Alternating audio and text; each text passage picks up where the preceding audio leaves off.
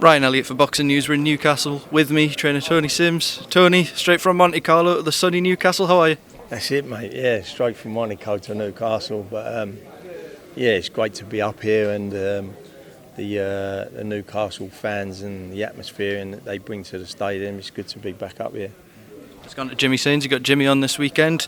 Pro debut out the way, box ticked, but good to get him further up the country, build that profile somewhere else. Yeah, that's the name, building a fighter, and Matchroom are the best at building fighters, and you know they've put this show on, the Next Gen show, and they got all the new kids on the block, and they're all really good fighters, and it's good to see them do a show in Newcastle, obviously with the local fighters, but also putting other fighters from around the country on the same card. He's fairly critical of his pro debut up there. He's saying, maybe I did rush things for the stoppage a bit, but I suppose it's all learning, got the job done, and that's something he can take going forward.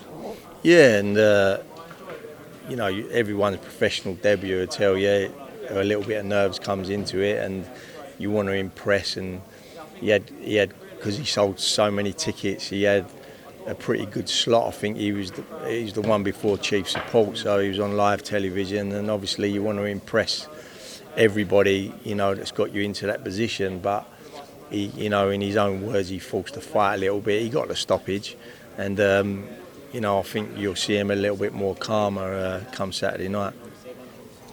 I know he's got a job to do on Saturday, but these next gen shows, is this the kind of thing you guys will be looking at, going, look, keep winning, we can headline one of these, no problem, in a few fights' time? Yeah, like all the kids on here, I'm sure will be headlining, in the future. They're all really good prospects, and that's what this is about, is putting them on, getting them on live TV, and showcasing what they can do, and then just moving up the ladder.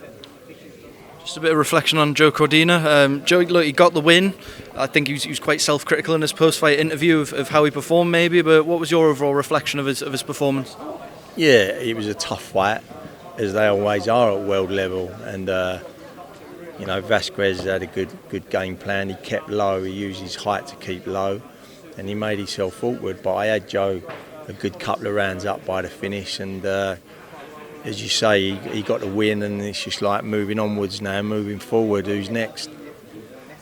In terms of what is next, everyone's been throwing all kinds of names out there, but at this stage for Joe, is it just about what makes the most money, if anything else?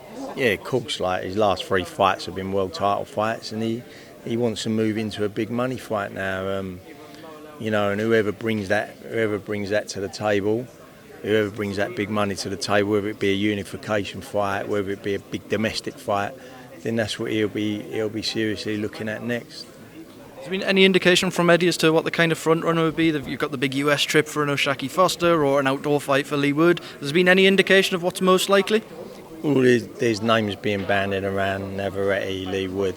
So it's whoever's the biggest fight. There's not been any discussions as of yet. Obviously, I think Joe only come back from Monaco yesterday. He stayed on for a few days with his wife, and he'll have a little bit of a rest, and then we'll see what's next. But as I say, it's just about securing his family's life really, and securing his future after boxing, and that's really mainly what the fighters get into it for, is to get to the top, win the world title, and then get as much money as you can to secure your future, because you're never in this game that long, and that's what he's looking at next. Notable absentee today, Eddie Hearn. We're hearing he's working on getting Eubank Benn over the line. Have you heard any more than us as to how close we are? I think we're getting pretty close now. There's still discussions going on from both sides, but I think we're a lot closer this week than we was last week. So I think that fight will be getting us very close by the end of next week, I think. We know that there still needs to be discussions with the board if it is to be in the UK. Frank's just told me over there, look, that is what we want to do. Is that you're hearing this fight is going to be in the UK? Yeah, that's what I'm hearing. Yeah, I believe it's going to be in the UK, and hopefully we get it across the line with the board. Initially, December 23rd was touted. We're getting a bit touch and go now. Maybe do you think this now will be the start of next year? Yeah, it'll probably be January now. I think December is too close now. Was the first time round was a catchweight? Are we looking at straight 160 this time? 160. Conor won't probably come in at 160. He'll come in more, 154, maybe a bit heavier. But you know, he is what he is. Obviously, Chris has got the size advantage and the weight advantage on him, but Conor's still really confident of getting the job done, and you know, he's confident of the fight. Otherwise, he wouldn't be taking it. We had Chris Eubank Jr. doing the media rounds last week. He was touting Harlem Eubank for a fight with Conor Benn, suggesting Conor should stay at 147. We saw him at 154 and he came back. How do you feel Conor performed at that weight, and do you feel it is natural that he will just progress, or do you think he will eventually go back to 147?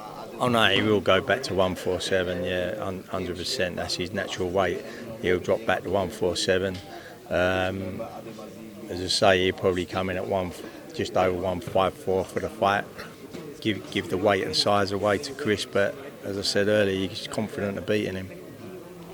Right, Tony, we'll catch you very soon. Thank you for speaking to Boxing News.